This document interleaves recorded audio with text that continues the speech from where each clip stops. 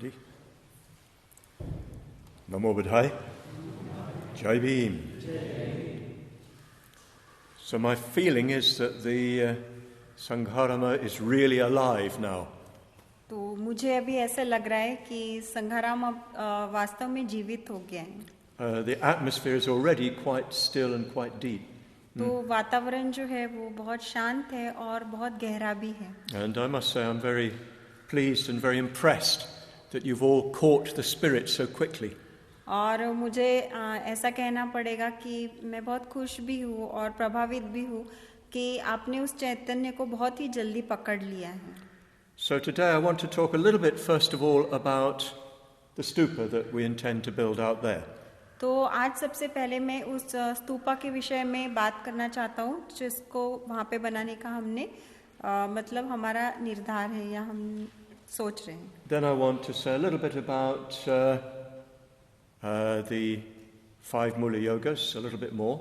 और उसके बाद मैं 5 जो मूल योगा है उसके विषय में थोड़ा सा और बात करना चाहूँगा. And then finally I want to talk about the prostration practice and begin to go into what it signifies and what you're doing. और उसके बाद मैं प्रणिपात साधना में जाना चाहूँगा और उसका महत्व क्या है और आप वास्तव में क्या करना कर रहे हैं ये हम देखना चाहेंगे. So our plan is to build a stupa just out here. तो हमारी योजना ऐसी है कि यहाँ बाहर ही है जो वो स्थान है वहाँ पे हम स्तूपा बनाएंगे. In the area between the Bodhi tree and the Buddha here and the tree over there, somewhere there. तो जो बोधि वृक्ष है यहाँ पे बुद्ध है और वहाँ पर वो जो वृक्ष है उसके बीच में का वो जो क्षेत्र है उस क्षेत्र के मध्य में कहीं पर वो होगा. It's going to be about 15 feet in diameter. तो 15 फीट का उसका घेरा होगा. And so it'll be the dome will be 9.5 feet off the ground. और 9.5 फीट ऊंचा जो है उसका ऊपर का शीर्ष भाग होगा जमीन से 9.5 फुट की ऊंचाई. And then there'll be a harmika on the top as you get at the caves there. और फिर स्तूप लेनी में जो स्तूप है उसके ऊपर जैसे आपको वो छतरी दिखाई देती है वैसे वो हारमोनिका या छतरी होगी उसके ऊपर. No, harmika. No, not the chatra. Huh? One which is over the stupa. Yeah, there's just a square base. Yes, Oh, that's what you same, said. I'm yes. sorry. And then on top of that, perhaps an umbrella, which is what there would have been there. और फिर उसके ऊपर जो है वो बड़ा छाता रहेगा जैसे वो स्तूपा में भी वैसे. And I hope that we're all going to be building this together. और मैं ऐसे उम्मीद कर रहा हूँ कि हम सब एक साथ मिलकर हम इसको बनाएंगे. And we'll do some work in the work periods. और जो हमारा काम करने का समय है उसमें हम काम करेंगे. But there'll be work that can be done at any time. लेकिन ये ऐसा काम है कि उस समय के अलावा हम कभी भी कर सकते हैं. And of course this is a devotional practice. और ये ऐसे हमारे मतलब श्रद्धा को अभिव्यक्त करने वाला ऐसा एक अभ्यास है. And while you're working, you can be reciting to yourself a mantra. और जब आप वो काम कर रहे होंगे तब आप अपने आप के साथ एक मतलब मंत्र कह सकते हैं या मंत्र को कहते हुए आप वो काम कर सकते हैं. As I told you earlier on the solitary retreats that Srimala and I did at opposite ends of our property, we built a stupa. और जैसे कि मैंने आपको बताया कि हमने एकांतवास किया और हमारी जो जमीन है जिसके 2 अलग-अलग छोरों पे हमने स्तूप बनाए दोनों. And we each did different parts of it. और हम दोनों ने उस स्तूप के अलग-अलग हिस्से बनाए. And personally I found it a very deep practice. और मैंने व्यक्तिगत रूप से उसको बहुत गहरा ऐसे अभ्यास करके देखा है या मुझे ऐसा लगा कि वह गहरा अभ्यास है. So during the Sangharama, at least we can start the stupa. Maybe we won't be able to finish it. Doesn't matter, it'll happen later. तो संघाराम के समय हम ऐसा कर सकते हैं कि उस स्तूप की हम शुरुआत कर सकते हैं. हो सकता है कि वो पूरा ना हो, आगे जाकर वो पूरा होगा. We can start fairly soon. Ratnasambhava will organize. तो बहुत ही जल्दी हम उसकी शुरुआत करेंगे. रत्न संभव उसका नियोजन करेंगे कि कैसे करना है. There are 3 things to be done immediately. और तुरंत ही करने लायक हमारे पास 3 चीजें हैं. You'll see underneath the Bodhi tree there's a long tree trunk. तो आप देख सकते हैं कि बोधि वृक्ष जो है वहाँ पर एक बहुत लंबा ऐसे वृक्ष का तना है, And that will be what is known as the tree of life. और उसको हम जीवन का वृक्ष ऐसे कहेंगे. From the very earliest times, stupas are built around a tree trunk. तो बहुत ही शुरुआत के समय से जब भी स्तूप बनाए जाते रहे हैं तो किसी वृक्ष के तने के इर्द गिर्द वो बनाए जाते हैं. So that it goes from under the ground right up to the top.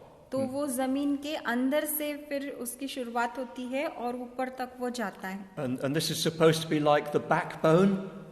और ये वृक्ष का तना जो है उस स्तूप के रीढ़ की हड्डी के जैसे काम करता है. Because a stupa is also a symbolic figure of the Buddha. क्योंकि स्तूप भी जो है बुद्ध का एक मतलब प्रतीकात्मक ऐसी आकृति है, चिन्ह है. So the tree of life represents the spinal column up which energy flows. तो ये जो जीवन वृक्ष रहता है वो हमारे रीढ़ की हड्डी का ही प्रतिनिधित्व करता है जिसमें से जीवन की ऊर्जा बहती है. And this goes back to the earliest times. There will be such a tree of life in the stupa at Sanchi.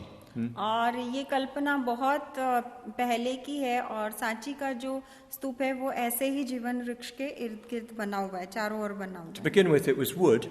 तो शुरुआत के लिए वो लकड़ी का ही था. Later, it was stone, and probably at Sanchi it'll be a stone pillar. और बाद में फिर वो पत्थर का मतलब बनाने लगे वो, और सांची में जो स्तूप है वो पत्थर का है मतलब वो. So we need to be preparing that. तो हम उसकी तैयारी करने वाले हैं. We need to be polishing it, making it smooth and really look good. तो हमको वो तैयारी करनी है, उस वृक्ष के तने को तैयार करना है, उसको मतलब पॉलिश करना है और उसको चिकना बनाना है. And cover it in mantras. और उसको मंत्र से जो है पूरा ढाक देना है. And particularly cover it in the 5 mantras that Bhante asked us to recite after his death. और खास करके हमें उन 5 मंत्रों में उसको घेरना है जो 5 मंत्र हमें भंते ने अपने मृत्यु के पश्चात कहने के लिए कहे. If your own mantra, if you're an order member and you have a mantra and it's not amongst those 5, well, you can put that there. तो अगर आप संघ सदस्य हैं, आपका अपना मंत्र है और वो मंत्र अगर इन 5 मंत्रों में नहीं है तो आप वो मंत्र भी उसमें डाल सकते हैं, शामिल कर सकते हैं. Again, we'll get further instructions from Ratnasambhava, but we can get going on that quite soon. और आगे की सूचनाएं हमें रत्न संभव से मिलेगी, लेकिन ये जो काम है इसको हम तुरंत ही या जल्दी ही शुरू कर सकते हैं. Then we're going to cut the bank back here behind the shrine. Bank. The bank, the earth. तो Yeah. फिर उसके बाद वहाँ की जो मिट्टी है बुद्ध के वहाँ की और वहाँ की, उसको भी हमें थोड़ा सा निकालना है काट के. So that we can use that earth to create the mound. और उस मिट्टी का हम इस्तेमाल करेंगे एक ढांचा बनाने के लिए. And to give us more room for circumambulation. और वो मिट्टी को हम और मतलब तैयार करेंगे ताकि परिक्रमा करने के लिए भी हम जगह बना सकें. Then finally, for today, we're going to dig a deep pit right in the center. Today. That's what I'm going to talk about today. For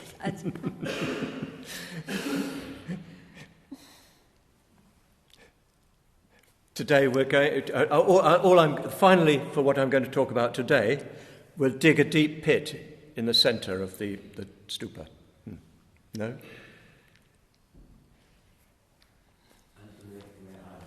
मुझे पता है क्या बोलना है. She'll catch the wind soon. I confused her.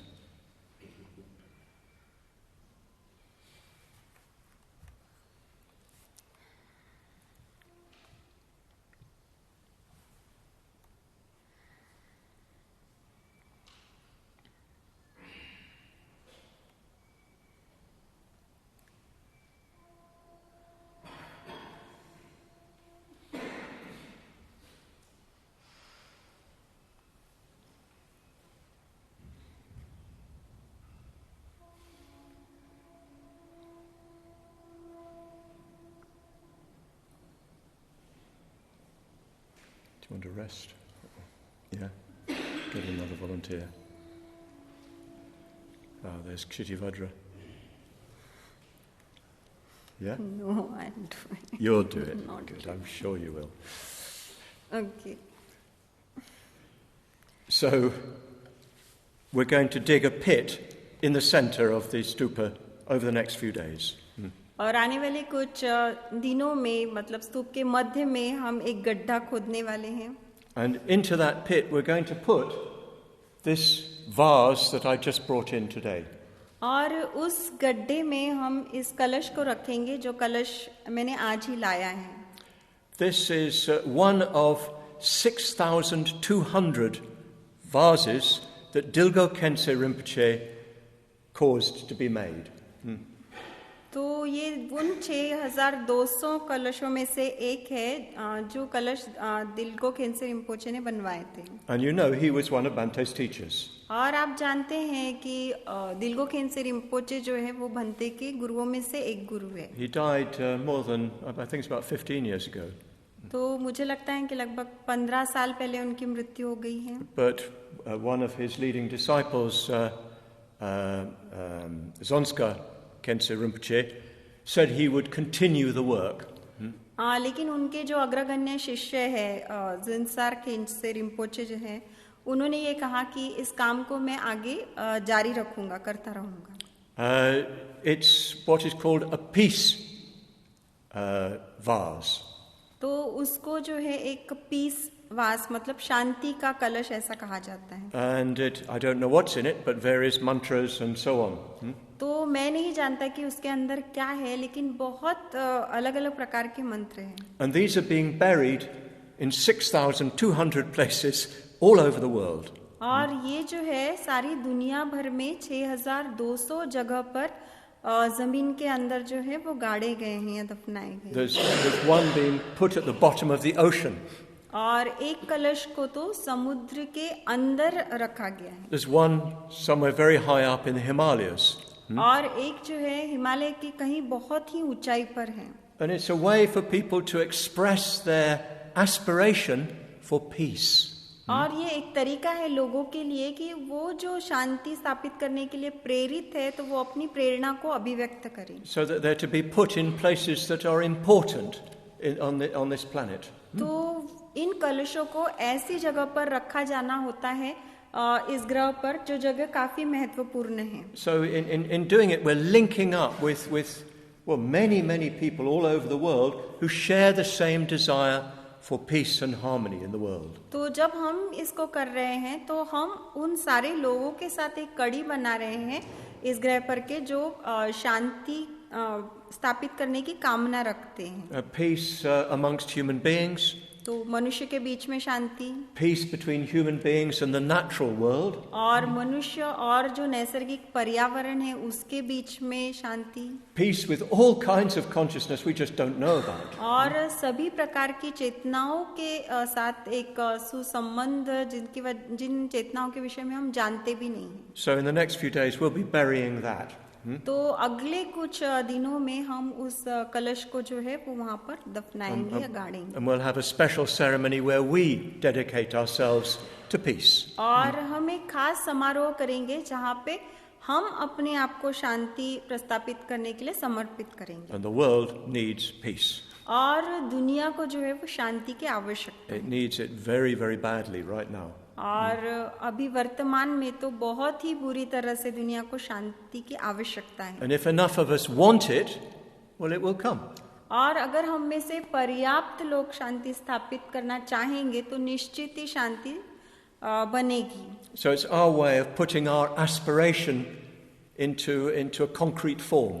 और ये एक तरीका है कि हम अपनी महत्वाकांक्षा को या प्रेरणा को एक ठोस स्वरूप प्रदान करें. And of course it connects us with Bante's teacher, Dilgo Khyentse Rinpoche. और निश्चित ही ये बात जो है हमें बनते के जो गुरु है दिलगो खेंसे रिम्पोचे उनके साथ जोड़ती है. And also with his teacher, Jamyang Khyentse Rinpoche. और उनके जो गुरु है जामेन खेंसे रिम्पोचे उनके साथ भी जुड़ते हैं हम. Because the Lama who brought this to us is connected with Jamyang Khyentse Rinpoche. क्योंकि जो लामा ये हमारे पास लेकर आए हैं वो दिलगो खेंसे रिम्पोचे के साथ जामेन खेंसे रिम्पोचे के साथ जुड़े हुए हैं.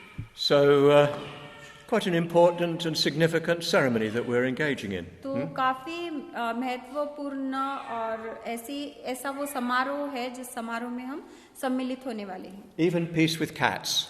तो ये जो बिल्लियां हैं उनके साथ भी शांति बनाए रखनी है हमें. So that's what we'll be doing over the next period, preparing the tree of life. तो ये काम हम आने वाले कुछ दिनों में करने वाले हैं. वो जो जीवन वृक्ष है उसको हम तैयार करने वाले हैं. Preparing earth to put into the stupa. तो हम उस मिट्टी को तैयार करने वाले हैं जो मिट्टी हम स्तूप में लगाने वाले हैं. And preparing a pit, a hole into which we can put the peace vase. और एक गड्ढा हम बनाने वाले हैं, उस जमीन में खोदने वाले जिस गड्ढे में हम वो कलश को रखने वाले. Just as a way of us expressing our strong desire for peace. और ये एक तरीका होगा कि हम अभिव्यक्त करेंगे कि हमारे अंदर मतलब शांति स्थापित करने की एक बहुत ही सशक्त ऐसी कामना है. Okay, second topic. तो दूसरा विषय the Mulayogas. तो मूल yoga. I've said a little bit of it already, but I'm going to say it again and a little bit more fully. तो थोड़ा बहुत मैं पहले ही कह चुका हूँ लेकिन और भी पूरी तरह से मैं उसको दोहराने वाला हूँ. In the Indian tradition, which came to us through Tibet, they were preliminary practices for a certain kind of meditation. तो भारतीय परंपरा में जो तिब्बत से हमारे पास आई है उनमें ये बहुत ही प्राथमिक ऐसे अभ्यास है, कुछ अन्य अभ्यासों की पूर्व तैयारी के स्वरूप में. They were preliminary to what is called tantric practice. और जिन्हें तांत्रिक अभ्यास कहा जाता है उन तांत्रिक अभ्यासों के लिए ये प्राथमिक या बुनियादी अभ्यास है. What is sometimes called mantrayana. और जिसे कभी कभी मंत्रयाना भी कहा जाता है. And so this is a way of practicing in which you chant a mantra and you visualize a Buddha or Bodhisattva, as we do in the order. तो ये अभ्यास का एक तरीका है जिसमें हम मंत्रों का पठन करते हैं और उसके साथ किसी बुद्ध या बोधिसत्व का हम संदर्शन करते हैं जैसे हम अपने संघ में करते हैं. And to do that practice effectively, you need to be deeply prepared. और इस अभ्यास को परिणाम कारक रूप से करने के लिए आपको बहुत गहराई से अपनी तैयारी करनी होती है. You need to be in a very good mental state. आपको बहुत अच्छी मानसिक अवस्था में होना होता है. You need to have strong faith. आप में बहुत ही सशक्त ऐसे श्रद्धा होने की आवश्यकता होती है. You need a lot of spiritual energy. और आपको बहुत सारे आध्यात्मिक ऊर्जा की आवश्यकता होती है. Your mind needs to be very pure. आपके मन को बहुत शुद्ध होने की आवश्यकता होती है. You need to have very strong devotion. और बहुत ही सशक्त ऐसे भक्ति भाव आप में होना होता है. You need to have a very strong desire for the well-being of other beings. और दूसरे जो लोग हैं उनकी भलाई की भी बहुत सशक्त ऐसी कामना आपके अंदर होने की आवश्यकता होती है. And you need to have a very good connection with your gurus. और आपके जो गुरु हैं उनके साथ भी आपका बहुत अच्छा संबंध हो ये जरूरी होता है. Then you can enter into this sort of practice in a very wholehearted way. और फिर आप पूरे दिल से इस प्रकार के अभ्यास में प्रवेश कर सकते हैं. You'll be able to give yourself to that practice without any restraint. और कुछ भी पीछे रोके बिना मतलब आप पूरी तरह से अपने आप को उस अभ्यास के लिए समर्पित कर सकते हैं. So when you visualize the Buddha or Bodhisattva before you, when you experience the mantra passing between you, you will be much more deeply affected. तो जब आप बुद्ध और बोधिसत्व को अपनी नजरों के सामने देखते हैं और आप अनुभव करते हैं कि वो मंत्र जो है आपको और उनको जोड़ रहा है तो वो आप बहुत गहराई से उसको महसूस कर सकते हैं. And you will have very strong faith, very strong conviction that this will take you all the way to enlightenment. और बहुत गहरी आप में श्रद्धा आ जाती है, पूरा आपको यकीन हो जाता है कि ये बात जो है वो आपको आगे लेकर जाएगी. Many of us do these practices already. हम में से बहुत सारे लोग पहले ही ये अभ्यास करते हैं. But by preparing yourself more fully, well, you'll do them much more effectively. लेकिन जब आप अपनी आप को पूरी तरह से तैयार करते हैं तो आप और अधिक परिणामकारक रूप से उन अभ्यासों को करते हैं. Those who've not been ordained but have asked for ordination, well, you'll prepare yourself much more deeply. और जिन्होंने दीक्षा के लिए याचना की है, जिनकी अभी तक दीक्षा नहीं हुई है, तो वो सभी लोग जो है बहुत गहराई से आप अपने आप को तैयार करें। You've already begun. और आपने पहले ही इसकी शुरुआत कर दी है। I think already quite a lot of prostrations have happened in this room. You can feel it. तो मुझे लगता है कि पहले ही बहुत सारे प्रणिपात और दंडवत इस कक्ष में हो चुके हैं। आप उसको महसूस कर सकते हैं। And as the days go by, that will get more. और जैसे जैसे दिन आगे बढ़ेंगे, ये अनुभूति जो है और सशक्त होती So already there will be a lot of spiritual energy generated. तो पहले ही हमने बहुत सारी आध्यात्मिक ऊर्जा को निर्मित कर दिया है। You'll have a much stronger sense of going for refuge to the three jewels. और त्रिरत्नों को आप शरण जा रहे, वो बहुत ही गहराई से आप महसूस कर पाएंगे। And you'll have broken through some of the barriers in yourself.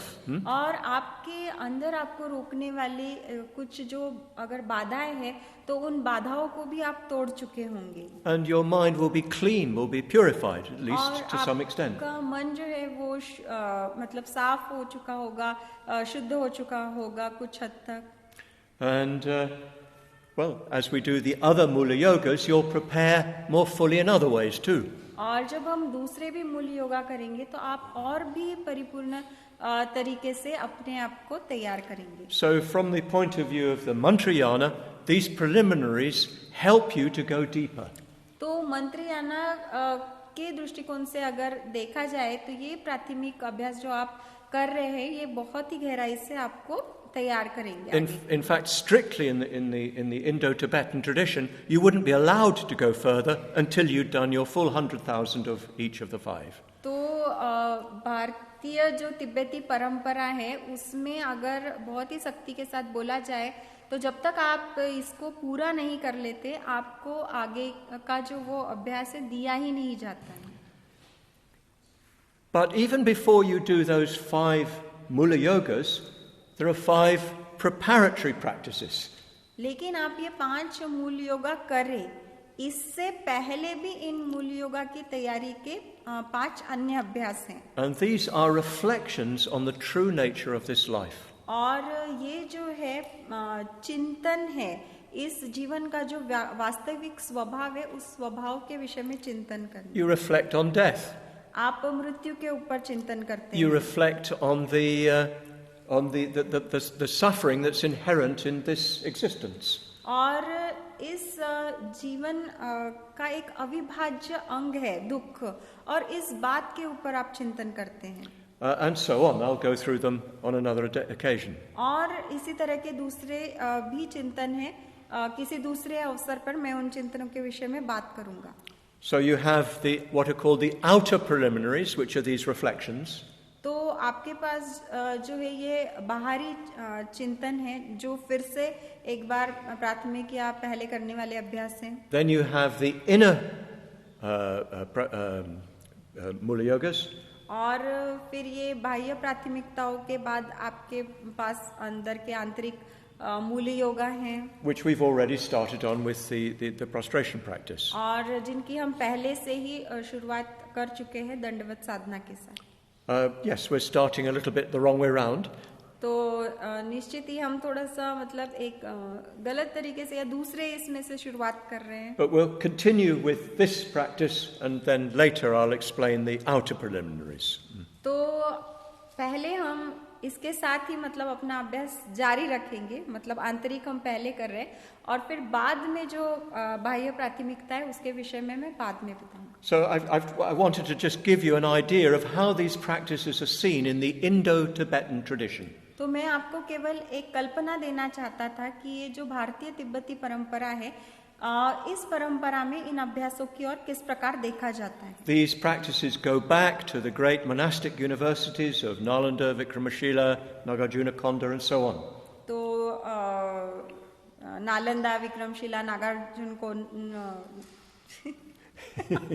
Nagarjuna कोंडा जैसे विश्वविद्यालय जो है, वहाँ तक ये परंपरा जो है वो पीछे जाती है। And we're plugging into that tradition. और हम उस परंपरा के साथ जुड़ रहे हैं। We're plugging into it through our own teacher. हमारे जो अपने गुरु है, उन गुरु के माध्यम से हम उस परंपरा के साथ जुड़ रहे हैं। He learned these practices from his teachers. उन्होंने ये सारे अभ्यास जो है वो अपने गुरुओं से सीखे हैं all the way back to India. और ये सारी परंपरा जो है वो भारत तक की जाती है, मतलब भारत से शुरू होती है. Somewhere, some Tibetan will have a whole list of all the gurus in that lineage, right back to Nalanda or somewhere like that. तो तिब्बत में कहीं किसी गुरु के पास ये पूरी सूची होगी कि ये अभ्यास कौन से गुरु से कैसे आया और शायद ये नालंदा के किसी गुरु तक पहुंचेगा. So these practices, the outer preliminaries and the inner preliminaries, are preparatory to deeper levels of practice. तो ये जो अभ्यास है, मतलब बाह्य प्राथमिकताएं और आंतरिक के जो प्राथमिकताएं हैं या पूर्व तैयारियां हैं, ये बुनियाद है, मतलब आगे के जो गहरे अभ्यास है उन तक पहुंचने की. Traditionally, you do each of them 100,000 times. और पारंपरिक रूप से इसमें से हर अभ्यास जो है आप 100,000 यानी 1,00,000 बार करते हैं. As I explained yesterday, this is just a figure to give you a target, yeah? तो जैसे कल भी मैंने समझाया था, ये केवल एक आंकड़ा है ताकि आपके सामने कोई लक्ष्य निर्धारित हो. Well, it's a good thing to aim for that. और ये अच्छी बात होती है कि किसी आंकड़े को आप एक लक्ष्य के रूप में देखें, वहां पहुंचना चाहें. I've already said, even though these are called preliminaries, they're not just preliminaries. और मैं पहले ही समझा चुका हूँ कि भले ही इन्हें प्राथमिकताएं ऐसा कहा गया है, लेकिन ये केवल प्राथमिकताएं नहीं हैं. If you really do them properly, they'll take you all the way to enlightenment. और अगर वास्तव में आप उनको सही ढंग से करते हैं तो यही चीजें आपको बुद्धत्व तक लेकर जा सकती You could prostrate your way to enlightenment. और केवल दंडवत करके आप बुद्धत्व तक पहुंच सकते हैं. वो मार्ग आपको बुद्धत्व तक लेकर जा सकते हैं. Because every time you bow down, you're letting go of self. क्योंकि हर बार जब आप नमन करते हैं तो आप अपने स्व को जो है वो छोड़ने लगते हैं. You're letting go of your attachment to your own Atman. तो आपके अपने आत्म के साथ आपकी जो आसक्ति होती है, उस आसक्ति का आप त्याग करते, छोड़ते उसको. So yes, they're preliminaries, but they're not preliminaries. तो एक तरह से वो प्राथमिकताएं तो है, लेकिन वो प्राथमिकताएं नहीं भी हैं. So yes, you need to recognize that they'll help you with your sadhana, for instance, if you have one. तो आप देख पाएंगे इस बात को कि ये प्राथमिकताएं जो है उदाहरण के तौर पे आपको आपकी साधना में भी मदद करती है. But whether you do a sadhana or not, they're practices in their own right which take you all the way. लेकिन वो आपकी साधना में मदद करे ना करे, लेकिन ये बातें अपने आप में ऐसी है कि जो आपको आपके मार्ग के अंत तक लेकर जा सकती है. And each practice is a sort of world in itself. और इसमें से हर अभ्यास जो है अपने आप में ही एक पूरी दुनिया है. And you just put yourself into that world and you practice within it. और आप अपने आप को उस दुनिया में रखते हैं और उस दुनिया के अंदर आप अपना अभ्यास करते हैं. And each of them is a slightly different world. और इसमें से हर एक जो है मतलब दूसरी दुनिया से थोड़ी सी अलग दुनिया है. हर दुनिया अलग दुनिया है. Different atmosphere, a different color, you might say. और हर उस दुनिया का वातावरण अलग है, रंग अलग है, आप कह सकते हैं. So that's enough on the Mulayogas for the time being. तो अभी के लिए मुझे लगता है कि मूल योगा के विषय में इतना पर्याप्त होगा.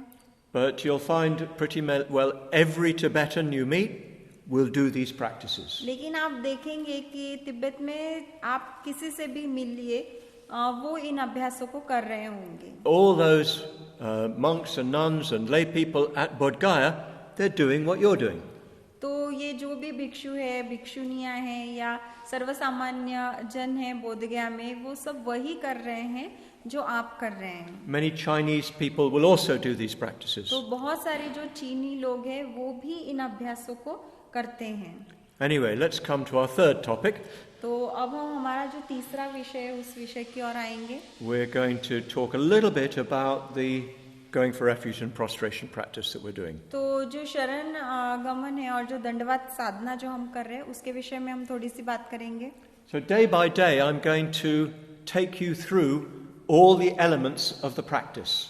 तो जैसे जैसे दिन आगे बढ़ेंगे तो इस अभ्यास के जितने भी अंश या हिस्से हैं उन सब के विषय में मैं आपको बताऊंगा, so that you get hopefully a deeper understanding of what you're doing, how to do it, and what the figures are. तो आपको गहराई से समझ में आएगा कि इस अभ्यास को कैसे करते हैं, आप क्या कर रहे हैं, और ये सारी आकृतियां जो है उस वृक्ष पर वो क्या है, कौन है. So let's start at the beginning of the practice. तो जहाँ पर इस अभ्यास की शुरुआत होती है वहां से हम आरंभ करेंगे. How does it start? तो वो कैसे शुरू होती है? Blue sky. तो नीले आकाश से शुरू होती है. Now, I think this is not widely understood. और मुझे ऐसा लगता है कि इस बात को काफी हद तक समझा नहीं जाता है. Really, entering this phase of the practice is key to the whole practice. अगर हम मतलब इस अभ्यास के इस हिस्से में प्रवेश कर पाए तो हम पूरे अभ्यास में प्रवेश कर सकते हैं. You know one of Bhante's teachers on the tree, Yogi Chen, Mr. Chen? तो वृक्ष पर बंते के एक गुरु है योगी chain, Sitting on Bhante's right hand on the tree. और उस शरण वृक्ष पे बंते की जो दाई बाजू है वहाँ पर वो बैठे हुए हैं. He at one point conducted a sort of seminar for Bhante. तो एक बार उन्होंने बंते के लिए एक सेमिनार किया. And he gave a guidance to the whole of Buddhist meditation. और पूरे जो बौद्ध ध्यान है उस ध्यान के विषय में उन्होंने भंते का मार्गदर्शन किया. You can get this online from his site, Mr. Chen's site. It was published as a book called Buddhist Meditation, Systematic and Practical. तो योगी चेन की जो वेबसाइट है वहाँ पर आप इसको ऑनलाइन भी ले सकते हैं. और Buddhist meditation, Systematic and Practical. तो बौद्ध ध्यान पद्धतिशील तरीके से, नियोजनबद्ध तरीके से और व्यवहारिक रूप से. And in this book, Mr. Chen says something very important about the blue sky. और इस किताब में नीले आसमान के विषय में मिस्टर चेन जो है, योगी चेन जो है, वो कुछ कहते हैं, बहुत महत्वपूर्ण है बात. He says that if you do not have the blue sky, you're not really doing Buddhist practice. तो वो ऐसा कहते हैं कि अगर आपके पास वो नीला आकाश नहीं है तो आप बौद्ध अभ्यास कर ही नहीं रहे हैं. What you're doing is jadoo, magic. तो अगर आप बौद्ध अभ्यास नहीं कर रहे तो क्या कर रहे हैं? तो आप जादू कर रहे हैं. You could even say if you visualize the Buddha without the blue sky, you're not visualizing the Buddha. तो वो ऐसा भी कहते हैं अगर नीले आसमान के बिना आप बुद्ध को देख रहे हैं, उनका संदर्शन कर रहे हैं, तो आप बुद्ध को देख ही नहीं रहे हैं. You're turning the Buddha into a Hindu deity. और ऐसे में बुद्ध को केवल आप एक हिंदू देवता में रूपांतरित कर रहे हैं. So the blue sky is clearly absolutely foundational. और इसलिए जो नीला आकाश है वो अनिवार्य रूप से मतलब बुनियादी है, बुनियाद है, होना ही चाहिए. So what does it represent and how do you experience it? तो वो किस बात का प्रतिनिधित्व करता है और आप किस प्रकार से उसका अनुभव लेते हैं? Well, let's start just using our own experience. तो हमारे अपने अनुभव का उपयोग करते हुए हम शुरुआत करेंगे इसे समझने. Just imagine that you've got a beautiful blue sky above you. तो कल्पना कीजिए कि आपके ऊपर जो है बहुत ही सुंदर ऐसा नीला आकाश है. Just imagine it, no clouds. Yeah? तो कल्पना कीजिए आप ऐसी, और उसमें कोई बादल नहीं है. What is the blue sky like? तो फिर नीला आकाश कैसा होगा? Describe the blue sky. और उस नीले आकाश का वर्णन कीजिए. Just think to yourself, how do you describe the blue sky? तो आप अपने आप के लिए सोचिए कि उस नीले आकाश का वर्णन आप कैसे करेंगे. It's really difficult, isn't it? तो ये बहुत ही मुश्किल है. What are you to describe, huh? तो क्या है वर्णन करने के लिए, किस चीज का वर्णन करेंगे? Yeah, it's blue. तो निश्चित ही वो ब्लू है, नीला है. Yes, and what? और क्या? नीला होने के अलावा क्या? Okay, it goes from horizon to horizon, huh? तो ठीक है, ऐसा कह सकते हैं कि वो एक क्षितिज से लेके दूसरे क्षितिज तक फैला हुआ है. But what is the blue sky in your experience? लेकिन आपके आपके अनुभव में वो नीला आकाश क्या है? I don't mean in scientific theory. तो वैज्ञानिक उसकी कोई मतलब संकल्पना दे ऐसा नहीं मेरा तात्पर्य. But in your experience, it's something that you can't, there's no features that you can describe. लेकिन आपके अनुभव में आप महसूस कर पाएंगे कि उसके कोई ऐसे गुण वैशिष्ट्य नहीं है जिसका आप वर्णन कर पाते हैं. It's infinite, it's limitless. Huh? तो वो जो है अनंत है, उसकी कोई मर्यादा नहीं है. It's formless, it has no particular shape or form. तो वो रूपहीन है, उसका कोई विशेष ऐसा आकार नहीं है. So in a way, there's nothing that the mind can take hold of. और ऐसा कुछ भी नहीं है जो मन की पकड़ में आ सके. Just it's blue, वो सिर्फ नीला है. and it stretches from horizon to horizon. That's all you can और वो say. एक क्षितिज से लेके दूसरे क्षितिज तक फैला हुआ है. केवल आप इतना ही कह सकते हैं. So maybe you begin to see why we put the blue sky at the beginning of the practice. तो हो सकता है कि आपने देखना शुरू किया होगा कि क्यों हम नीले आकाश को अभ्यास की शुरुआत में ही रखते हैं. It stands for shunyata. तो वो शून्यता का प्रतिनिधित्व करता है. It doesn't just stand for shunyata. तो वो केवल शून्यता का प्रतिनिधित्व ही नहीं करता. Through its very nature, it communicates shunyata. लेकिन वो अपने स्वभाव के माध्यम से ही शून्यता को संवादित करता है. Because what is shunyata? क्योंकि शून्यता क्या है? Well, of course, shunyata is shunya. निश्चित ही शून्यता जो है वो शून्य है. Shunyata is something you can't describe. और शून्यता ऐसा कुछ है जिसका आप वर्णन ही नहीं कर सकते. But it's the fact that there's nothing that you can experience can be finally grasped. तो ये एक तथ्य है कि ऐसा कुछ है ही नहीं जिसका आप अनुभव ले सकते हैं और उसको आप पकड़ भी सकते हैं. That there's nothing that your mind can hold on to and keep. और ऐसा कुछ भी नहीं है जो आपका मन पकड़ सकता है और वो अपने पास ही रख सकता है. I'm going to go into this much more deeply because we'll explore the six element practice in order to bring this to life. और इसको हम और भी गहराई से देखने वाले हैं क्योंकि हम 6 धातु का जो अभ्यास है उसका भी अन्वेषण करने वाले हैं इसको और समझने के लिए. But yes, to begin with, let's just recognize the blue sky at the beginning should be not just a symbol for shunyata. लेकिन हमें इस बात को पहचानना है कि अभ्यास के शुरुआत में ये जो नीला आकाश है वो केवल शून्यता का ही प्रतीक नहीं है. It's a little taste of shunyata. लेकिन वो शून्यता का एक छोटा सा स्वाद चखना है. If you really give yourself to the experience of the blue sky, you're getting a little taste of shunyata. अगर आप उस नीले आसमान के अनुभव को लेने के लिए अपने आप को खुला कर देते हैं तो उसका आप हल्का सा स्वाद चख सकते हैं. And I'm going to give you a little bit of a hint as to how you might go about bringing this experience. और मैं आपको एक हल्का सा इशारा देना चाहता हूँ या देने की कोशिश कर रहा हूँ कि किस प्रकार से आप इस अनुभव को प्राप्त कर सकते हैं. I did indicate this yesterday when I was leading the practice in the caves. और मैंने ये किया था कल के दिन जब मैं लेनी में जो है अभ्यास का नेतृत्व कर रहा था. So I started off by saying, experience your body as just energy. और मैंने इस तरह से शुरुआत की कि अपने शरीर का आप अनुभव लीजिए और केवल ऊर्जा के स्वरूप में उसका अनुभव लीजिए. It's much easier if you've done Qigong, for instance. तो ये आपके लिए ज्यादा आसान हो जाता है अगर आपने चिकुंग किया हुआ हो तो. But when we think of the body, we've got an idea in our mind about it. Yeah? तो जब हम शरीर के विषय में सोचते हैं तो हमारे मन में अपने शरीर को लेकर एक कल्पना होती है. So if I say to you, experience your body, तो जैसे मैं अगर आपसे कहूँ कि अपने शरीर का अनुभव लीजिए, I know what will happen for most people. तो मैं जानता हूँ कि अधिकतर लोगों के लिए क्या होगा. You'll immediately have a picture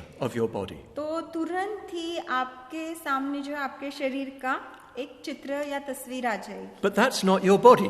लेकिन वो आपका शरीर नहीं है. That's your idea of your body, your picture of तो your body. वो आपके शरीर के विषय में आपकी कल्पना है या आपके शरीर के चित्र के विषय में आपकी कल्पना है. So maybe it'd be better to say, feel your body from the inside. Yeah? तो ये कहना बेहतर होगा कि अपने शरीर को महसूस कीजिए भीतर से, अंदर से. So for instance, if your hand is on your thigh, will you feel contact? Yeah? तो उदाहरण के तौर पे अगर आपका हाथ जो है आपकी जांघ पर है, तो वो जो स्पर्श है दोनों का आप महसूस करते हैं. And that might be the best way of talking about what I mean.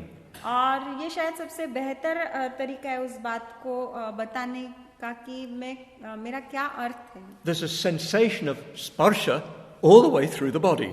तो संवेदनाएं होती हैं, स्पर्श होता है हमारे पूरे शरीर में. So bring your attention to that sensation. तो आपको अपना ध्यान जो है उन संवेदनाओं की ओर लेकर आना है. Let go of your idea of your body. और आपके शरीर के विषय में आपकी जो कल्पना है, उस कल्पना को आपको पूरी तरह से छोड़ देना है. You know, often we carry around with us an idea of our bodies.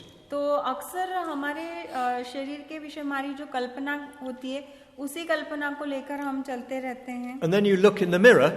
और उसके बाद आप आईने में देखते हैं. And you get a surprise. और आप एकदम आश्चर्यचकित हो जाते हैं. You don't really look like you think you do. और आपको जैसा लगता है कि आप ऐसे दिखाई देते हैं, आईने में आप बिल्कुल भी वैसे नहीं दिखाई देते. I'm constantly surprised looking in the mirror that I'm not younger than I thought I was. तो हमेशा ही मैं आईने में अपने आप को देखकर आश्चर्यचकित हो जाता हूँ. मुझे ऐसा लगता है कि मैं युवा हूँ, लेकिन वहाँ की तस्वीर कुछ और ही बोलती. When I look in the mirror, I expect to see a young man. तो जब मैं आईने में देखता हूँ, तो मेरी अपेक्षा होती है कि मैं उसमें युवा को देखूं, युवा व्यक्ति को देखूं. That's not what I see. लेकिन वो मुझे नहीं दिखाई देता है. So we think of ourselves through an image of ourselves, yeah? तो हमारी अपनी छवि के विषय में जो कल्पना होती है, उस छवि के माध्यम से ही हम अपने आप को देखते हैं. We're trying to let go of that and just experience the energy of the body. तो हम उस बात को छोड़ने का प्रयास कर रहे हैं और हम केवल अपने शरीर का अनुभव लेना चाहते हैं. You're trying to get free from the construction of your body. तो आपके शरीर की जो एक रचना आपने करके रखी है, उसमें से आप अपने आपको स्वतंत्र करना चाहते हैं, मुक्त करना चाहते हैं. So you're trying to come down to the direct experience of the sensations that make up your body. तो आपके जो संवेदनाएं आपके शरीर का निर्माण करती है, उन संवेदनाओं का प्रत्यक्ष या सीधा सीधा अनुभव कैसा होता है, उस अनुभव की ओर आप आना चाहते हैं. Immediately you do that, you change levels. तो जैसे ही आप वो कर पाते हैं, तो आप जो है अपना स्तर बदल देते हैं. You leave this world that we live in most of the time. तो ये जो दुनिया है जिसमें हम अपना अधिकतर समय बिताते हैं, इसको हम छोड़ देते हैं. And you come to an awareness which is much more direct.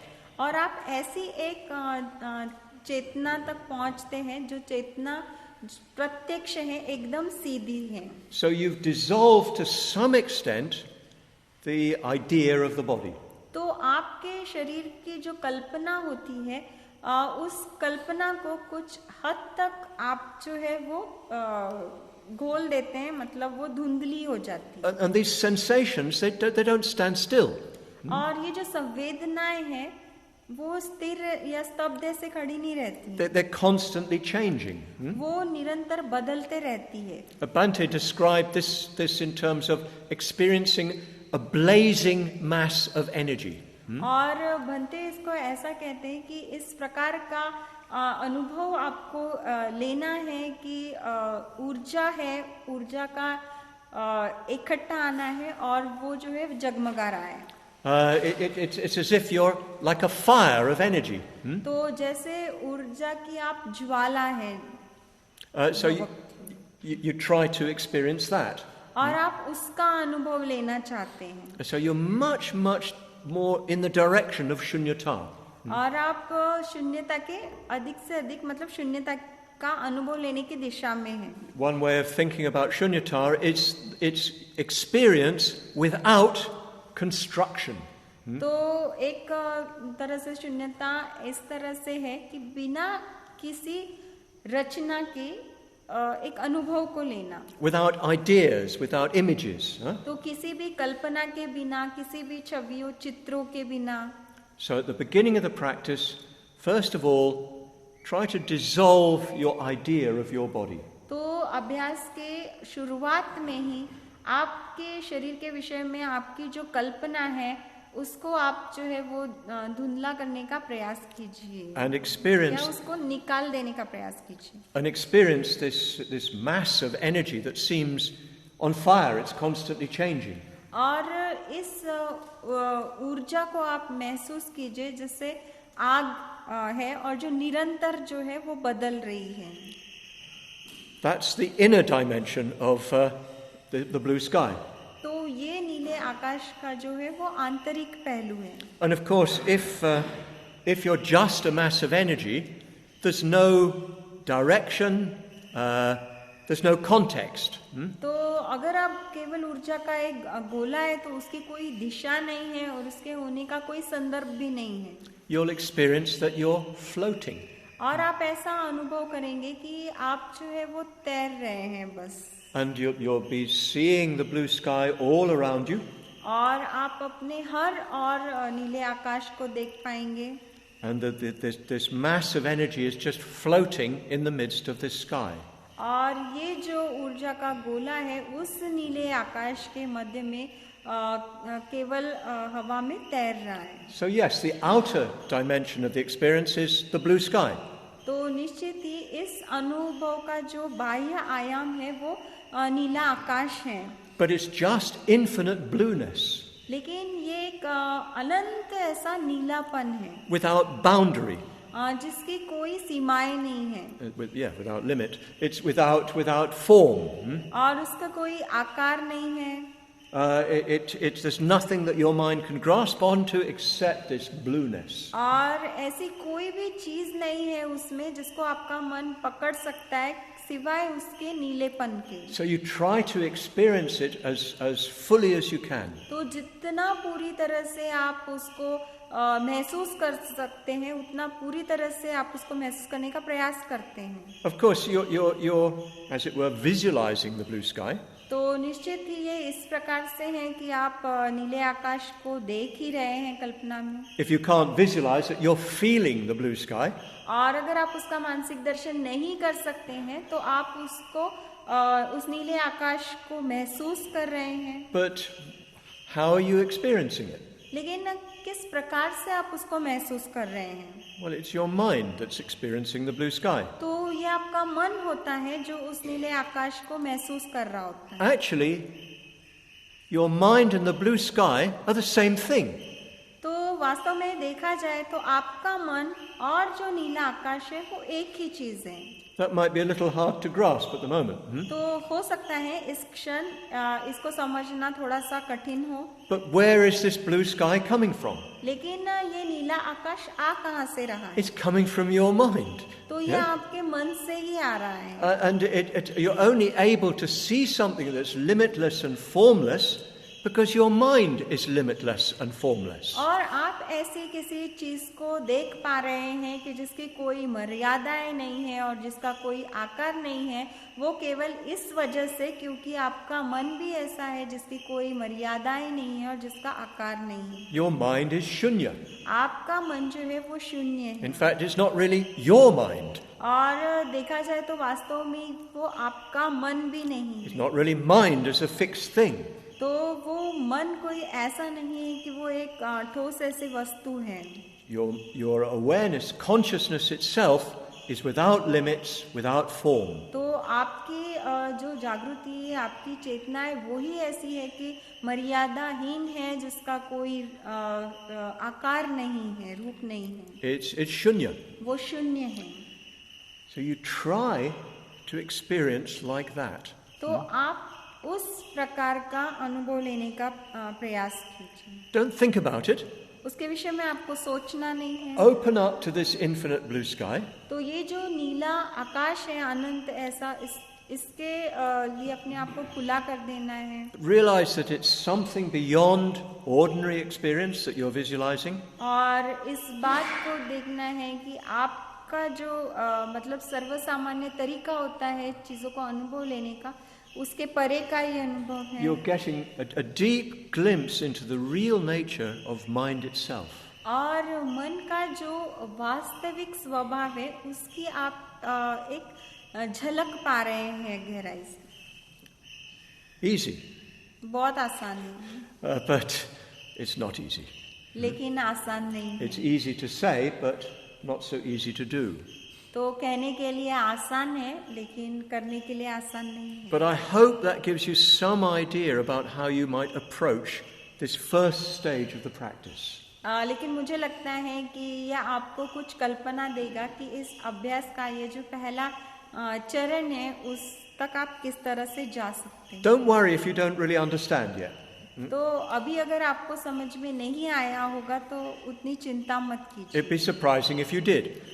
बहुत आश्चर्य हो जाएगा, मतलब कि अगर आपको समझ में आ गया हो It would mean you are virtually enlightened. तो इसका अर्थ ये हो जाएगा कि आपको बुद्धत्व प्राप्ति हो चुका है। But I hope it at least gives you a sense of how you're working. लेकिन मैं ऐसे उम्मीद कर रहा हूँ कि आपको एक कल्पना देगा कि किस प्रकार से ये कार्य कर रहे हैं। After a few days we'll start looking at the six element practice. कुछ दिनों के बाद हम जो है वो 6 धातुओं का जो ध्यान है उसकी ओर देखेंगे। And that may help you to get a stronger feeling for what I'm talking about. और हो सकता है कि वो आपको मदद करे गहराई से इस बात को महसूस करने के लिए जिस विषय में मैं बात कर रहा हूँ। For the time being, just hold what I've said. लेकिन अभी के लिए जितना मैंने बताया है उसको बस आप अपने पास रखिए। Let go of the fixed image of your body. तो आपके शरीर के विषय में आपकी जो एक स्थायी या ठोस ऐसी कल्पना है उसको छोड़ देना है। Try to experience the sensations in the body as directly as you can. और आपके शरीर के भीतर जो भी संवेदनाएं उपस्थित है उसको जितना सीधे सीधे और प्रत्यक्ष रूप से आप अनुभव कर सकते हैं करने का प्रयास कीजिए। Try to see the blue sky all around you. आपने चारों ओर जो है वो नीले आकाश को देखने का प्रयास कीजिए। See yourself as floating in that sky. और अपने आप को उस आकाश में, उस आसमान में तैरते हुए Sorry, not yourself. See this mass of energy floating in the sky. तो अपने आप को नहीं, आप ये जो ऊर्जा का गोला है वो गोला उस नीले आकाश के मध्य में तैर रहा है। Recognize the sky as infinite. और इस बात को देखना है कि ये जो आकाश है ये अमर्याद है। Recognize it as having no form. और देखना है कि उसका कोई आकार नहीं है। And maybe just reflect, well, this is coming from my mind, so my mind must be like that. और इस बात के ऊपर भी चिंतन करना है कि ये दृश्य जो है मेरे मन में से आ रहा है, तो शायद मेरा मन भी इसी प्रकार का है। Some questions may arise in your mind. तो आपके मन में कुछ सवाल उभरे होंगे। Just stay with those questions. तो उन सवालों के साथ रहिए। Write them down. उन सवालों को लिख लीजिए। Try to get to the bottom of those questions. और इन प्रश्नों के, उन सवालों की जड़ में क्या है वहां तक जाने का प्रयास कीजिए। Having a really good question is a very important way of going deeper. तो एक बहुत अच्छा सवाल होना ये बहुत अच्छा तरीका होता है गहराई तक जाने का किसी चीज। When you try to come to the answer, well, you have to go deeper on another level. और जब आप सवाल के पास पहुंचने का प्रयास करते हैं तो किसी दूसरे स्तर पर आपको और भी गहरे जाना होता है। And you probably will find the answer. और हो सकता है कि आपको जवाब मिल जाए। If you don't find the answer, then in a few days we'll have some questions and answers. और अगर आपको जवाब नहीं मिलता है तो कुछ दिनों के बाद हम सवाल जवाब का सत्र करेंगे। And I'll do my best to help you to find an answer. और मैं अपना मतलब भरकस प्रयास करूंगा कि मैं आपकी मदद करूंगा आप कि आप अपने जवाबों को खोज पाएं। I may have to go away and think about it myself. तो हो सकता है कि मुझे खुद ही जाना पड़े और उन सवालों के ऊपर खुद ही सोचना पड़े। But we're trying to get to the deepest truth of our experience. लेकिन हमारे अनुभव का जो गहरा सच है, उस गहरे सच तक हम पहुंचने का प्रयास कर रहे हैं। And I think you'll find this very fruitful to reflect on this. और मुझे लगता है कि बहुत ही फलदायी पाएंगे आप इस चिंतन को करना। After that, of course, you start to visualize the figures. निश्चित ही उसके बाद जो आकृतियां हैं, उनका मानसिक दर्शन करने की आप शुरुआत करते हैं। In a sense, it gets easier.